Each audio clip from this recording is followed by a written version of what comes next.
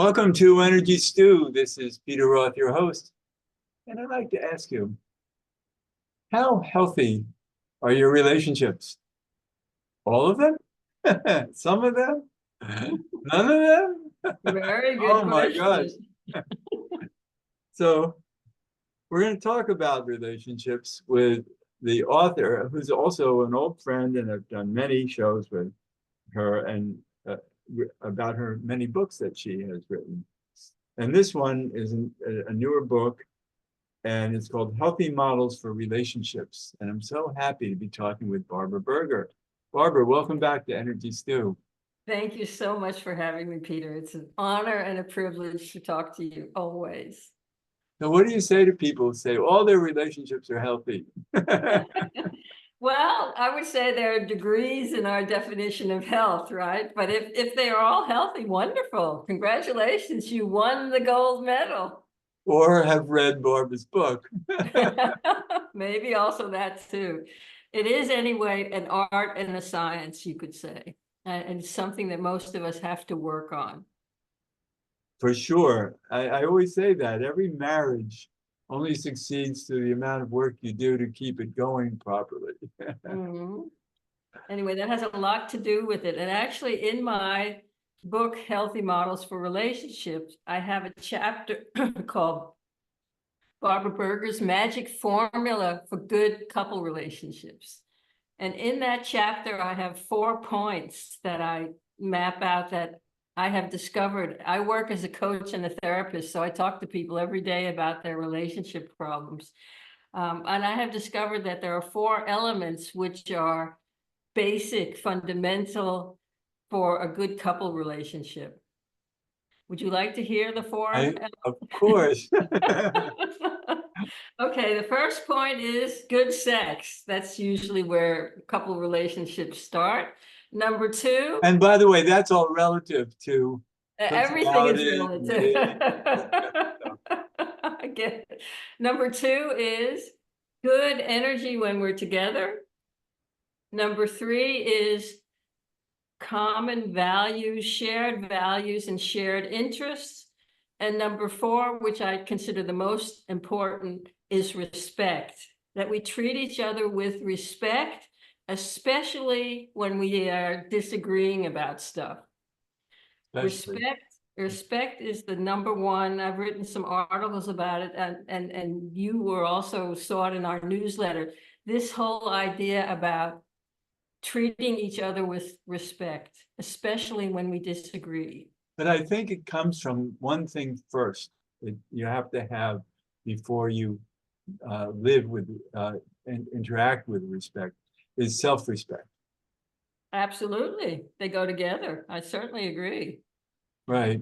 But in terms of a couple relationship, let's just go back to that. One of the big misunderstandings is that people tend to think that love and agreement are the same thing. In other words, if you love me, you'll do what I want. And it's very important to be more mature and to understand that love and agreement are 2 different things, that you can love someone and you can still disagree. I'm sure you know about that. You've been married for about 100 years, right? Right. Right. And my wife is very different from me. Yes, exactly. And a lot of things we don't You're an agree with. expert. And yet we have learned to live with it. But that's what I say. This love and agreement are 2 different things. If we can get that through our thick skulls, that's a great step forward. In other words, if you can say, I love you, darling, and I have a different opinion. I said that that this is not a conflict. Right. Well, nowadays, politics are so extreme. Yeah. A lot of families that are really breaking apart due to an extreme nature. Well, extreme nature of a lot of things in life nowadays. Yes, exactly. The energy is really, really very, very dramatic and bad. And many of these fronts, I totally agree. But again, still, we come back to treating each other with respect, even in politics. If we have a different opinion about how to solve a problem, it doesn't mean it has to be so volatile as it is today. The way our dear ex-president talks to people is just not respectful. Well, yes, and how many people don't understand that. Mhm. Well, that's one of the reasons why I write these books and why we're doing these shows. We want to talk about it. In other words, just think about it, that we can disagree and we can still treat each other respectfully. As I have another chapter in the book where I say it's not just what you say, but how you say it. You can have an opinion, you can have a message, you can have something you want to talk about, and you can say it in a kind, loving, soft, gentle, respectful way. And you can also say the same thing, you dumb idiot, so the way that we talk, it's not just the subject matter, it's not just the ideas, but the way, the energy that we deliver it with. But also, we don't have to talk about everything. That's really true.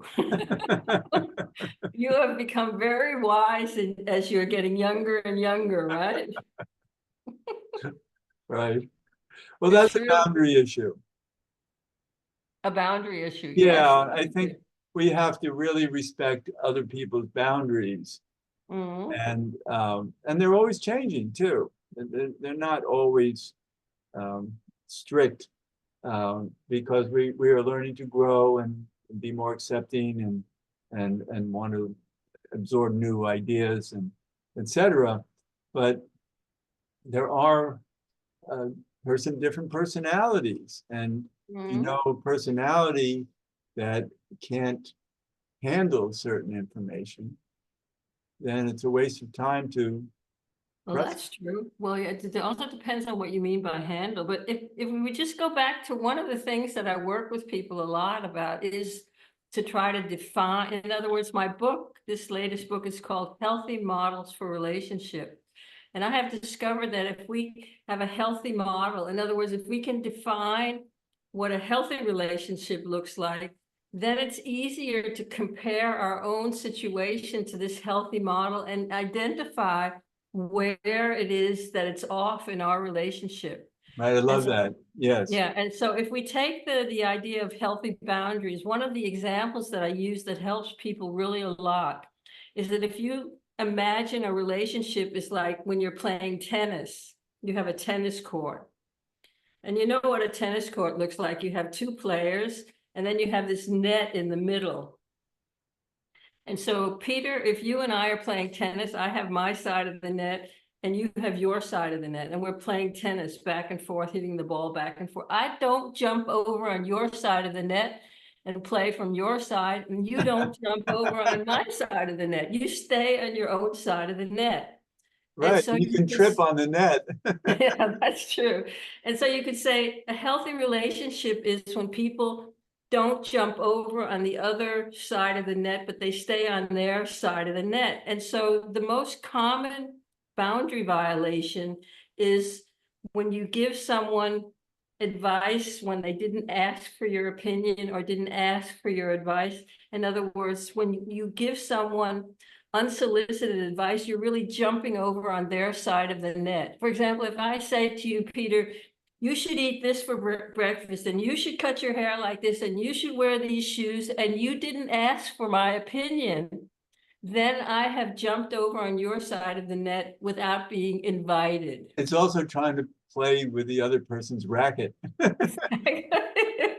Okay, we can say that too. But anyway, so if someone wants your advice and they ask for your opinion, that's a different story. But if you jump over and tell another person how they should live, what they should eat, how they should think, that you know better than they do, and all that stuff, that's very, very disrespectful behavior. And you see that going on in the public often, where people interfere with other families who they don't think are behaving properly, instead of calling the police. Well, again, that's why we live in a so-called law-based society, that we do have basic property rights and we don't interfere with other people. And again, the whole idea of democracy is that you're free to be you as long as you don't interfere with my right to be me.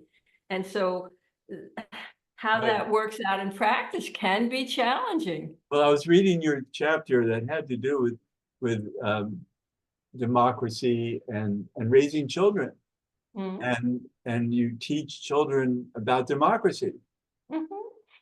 And it's a great learning tool to show Mhm. how to respect others. Mhm. And, so it's so much fun. Your book is so full of information about Thank so many different aspects of getting along with people and Exactly. teaching each other, um, or let's say being an example for each other on how to behave properly. Mhm.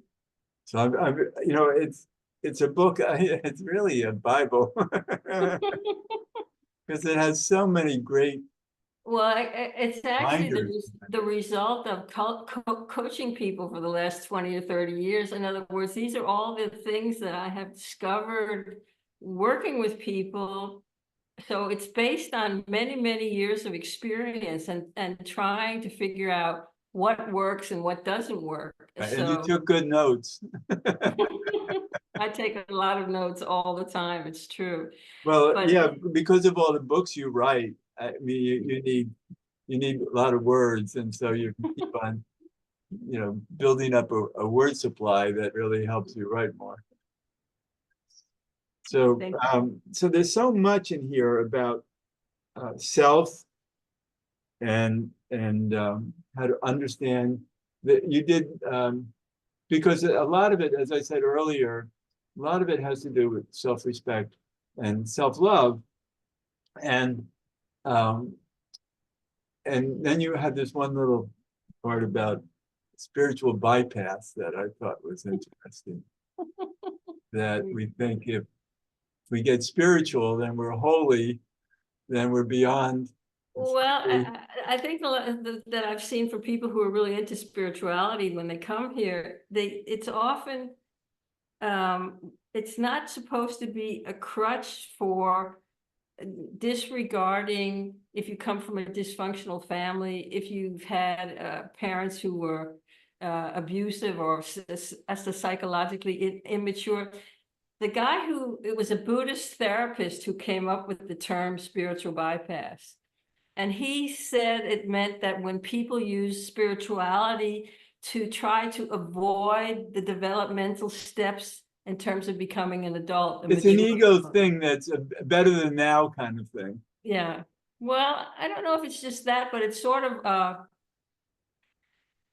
thinking that you can jump over the psychological mechanisms that we all have to deal with. In other words, if there's a lack of healthy boundaries and you're trying to be loving and kind all the time and forgiving all the time, it's not acceptable if you don't know how to set a boundary. It's not that you can't forgive someone, but to be able to take care of yourself and set limits is a part of being a grown up. Right. So Yeah. it's So you never can escape that. No matter how spiritual you might think you are, you still Mhm. have to deal with the nitty-gritty of everyday life and That's true. others. So that's where the sometimes the spiritual bypass comes in, that people are maybe reluctant to look at the reality of their background. It might be too painful. There can be many reasons why it happens like that, but it can also be because someone is such a people pleaser, overly responsible, doormat, can't say no. I mean, so there are many aspects. Mm. To set a boundary and to be assertive is really an art for people who have never learned this, haven't learned it in their childhood and don't know how to practice it in their daily lives right now. I see people all the time who are in relationships that are unhealthy, but they know there's something wrong, but they don't have the tools to set a boundary, and they're also so afraid of setting boundaries.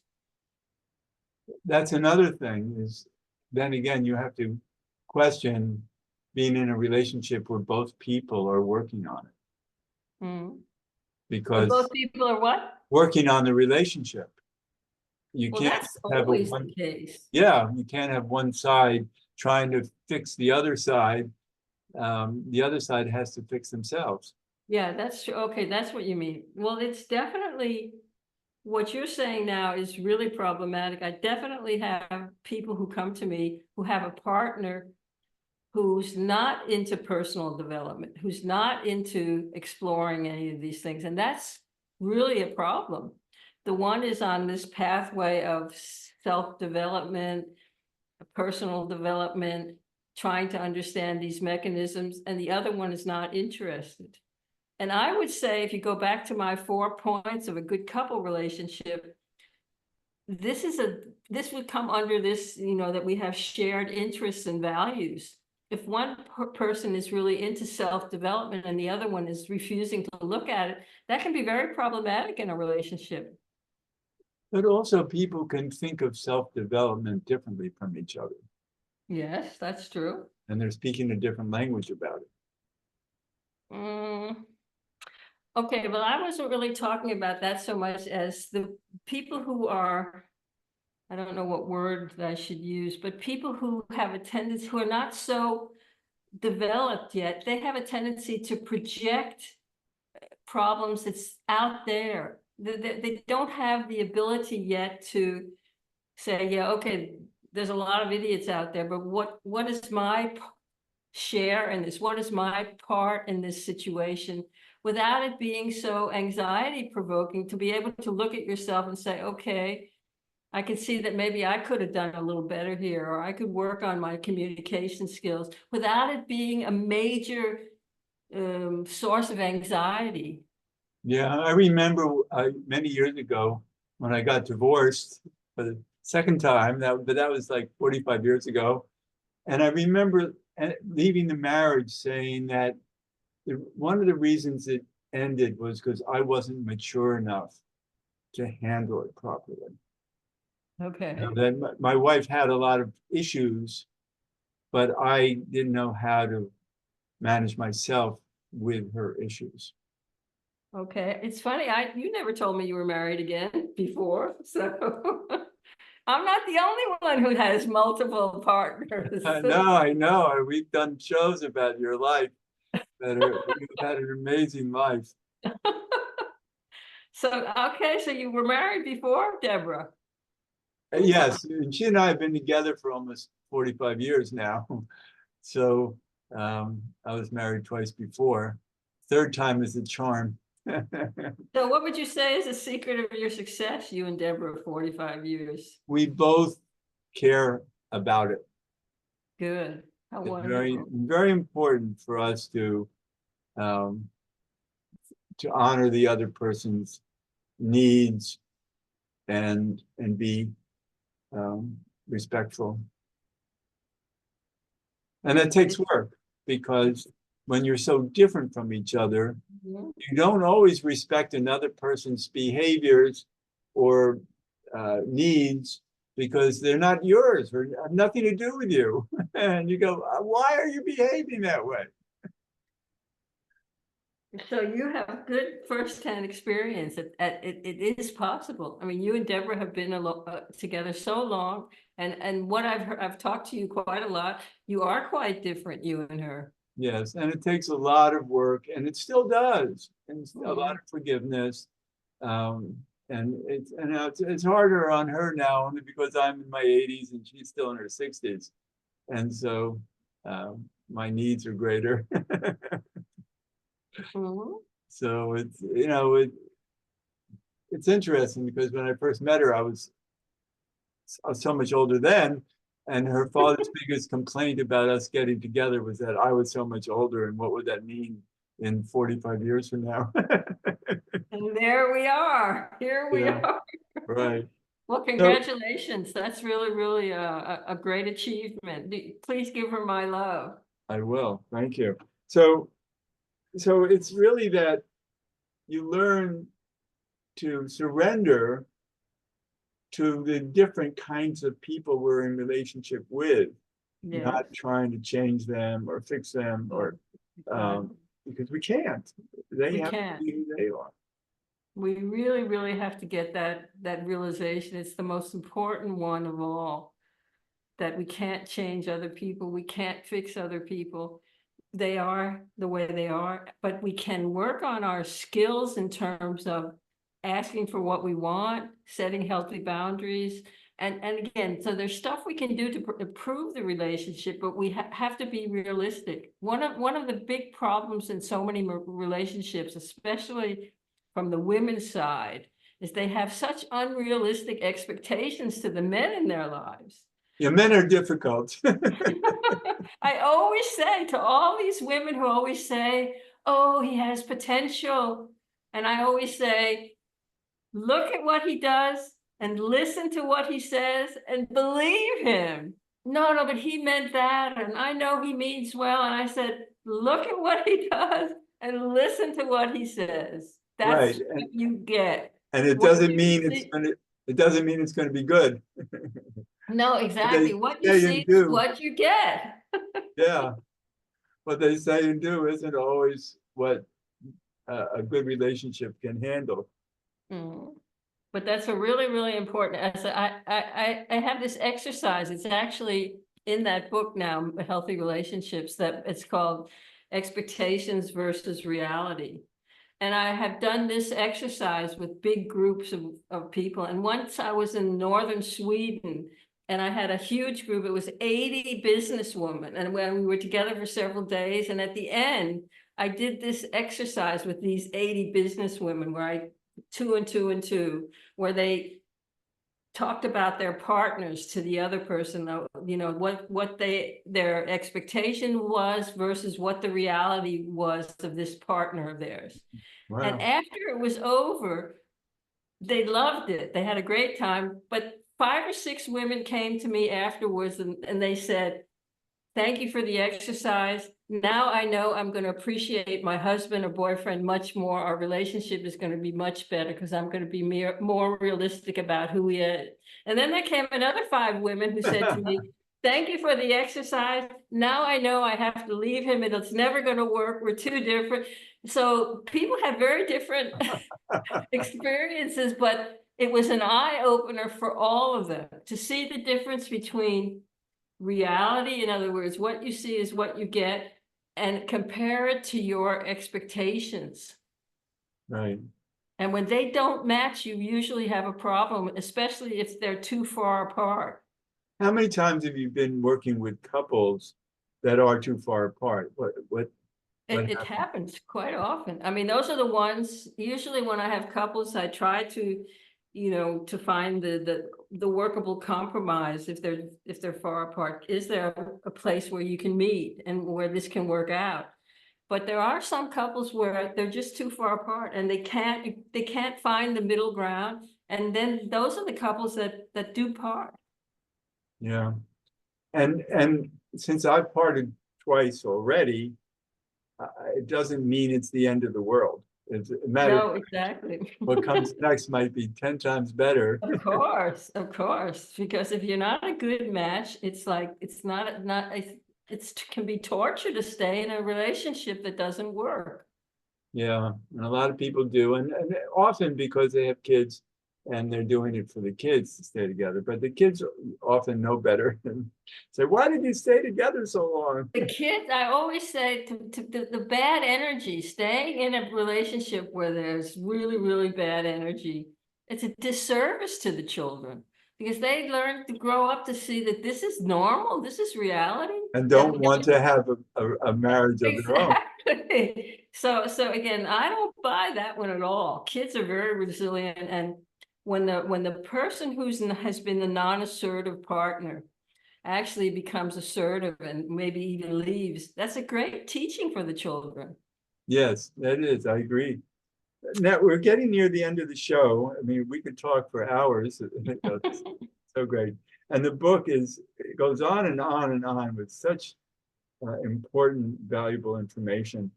And the name of the book is Healthy Models for Relationships, the basic principles behind good relationships. And your name is Barbara Berger. And where do they go to learn more? Well, if you would like to know more about me and my work, you go to my website, which is beamteam.com, BEAMTEAM.com. And I would also like to say that if you would like to go to a session with me, even if, I mean, with Zoom today, I coach people all around the world. So I mean, right now I'm coaching someone in Seattle, Washington, and I have one in Texas. So even though I live in Europe, we will figure it out, the time difference, and we can always talk together on Zoom. So everyone is very welcome to contact me if they would like to have a talk. You're amazing how international you are. I mean, in your whole life, you started off in New York and Mhm. it, And it's now I'm in Copenhagen, Denmark, if anybody's wondering where I am. well, but you have a recent book about your life, That's true. Mhm. and they can find that on beamteam.com. Yes. Yeah, and we've done shows about that. It's We fascinating. have. You've had a very fascinating life, and but I love the wisdom you bring to your books, all of them, and this one is such an important book for everybody to just it's if you're already good at it, it's a reminder. Well, actually, Good I just enough. like to say also, you can also get the book on Amazon.com and all the other places where you buy stuff. Right, And good. also, I would like to say that many of my books are now available as audiobooks with me speaking them. Wow, that's a So that's dedication. the newest. Yeah, that's wonderful. You're amazing because I mean you're a lot younger than I am. So uh, and so you have such enthusiasm and energy to keep going with to be so helpful in the world. It's wonderful. Well, thank you so much for having me. I appreciate it. Well, we always have a good time, and you know, and I because we must have done about 20 shows at this I point. think so. We have done so many. I can go back and look if you want to know the exact number. Well, that's all right. I can too, but also a lot of our old shows are on YouTube now. So people Right. go to Energy Stew on YouTube and they'll see, and they can even do, they can search for your name on YouTube and they'll come up with a lot of shows. Well, actually, we have posted a lot of the YouTube videos on our website on Oh, beamteam.com. great. So you can see you and me Great. talking about the inner compass and the road to power and my life story. So most of them are up. That's wonderful. I'm glad to know that. Thank you. And thanks again for being a guest on Energy Stew. I love talking with you. Thank you, Peter. God bless you. And this is Peter Roth, your host of Energy Stew at prn.live. I can be reached at peter@heartriver, HEART river.org. I'd love to hear from you, and thanks so much for listening.